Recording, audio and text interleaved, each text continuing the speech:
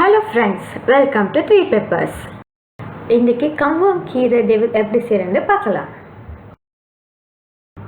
தேவையான பொருட்கள் கங்கோங் கீரை, வெங்காயம், செத்த மிளகாய், உள்ளி, எண்ணெய், தேவையான அளவு உப்பு.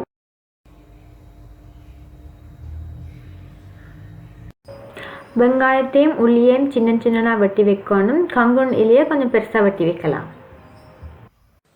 2 டேபிள் ஸ்பூன் அளவுக்கு தண்ணி எடுக்கணும்.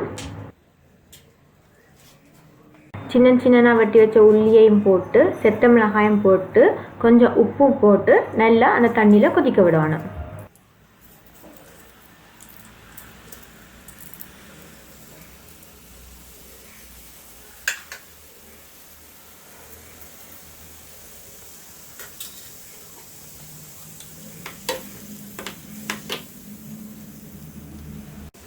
இப்போ பார்த்தீங்கன்னா நல்லா கொதிச்சு வந்துட்டுது.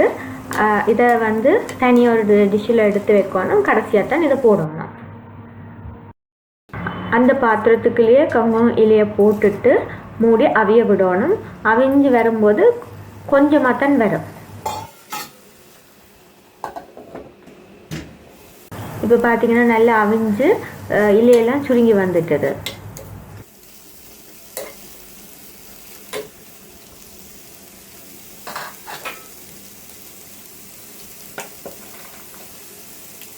இதுக்குள்ளே கொஞ்சம் எண்ணெய் விட்டு நல்லா மிக்ஸ் பண்ணி விடணும்.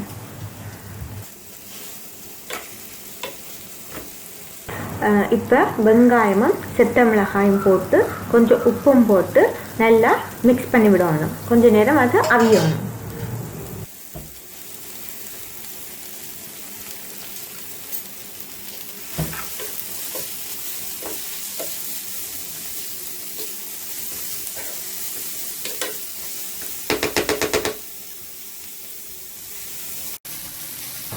இப்போ நல்ல வெங்காயமும் கங்கோங் கீரையும் அவிஞ்சிட்டு அதுக்கு நாங்கள் அப்போ செய்து வச்ச அந்த உள்ளி மிக்சரை போட்டு நல்லா மிக்ஸ் பண்ணி விடுவோம்.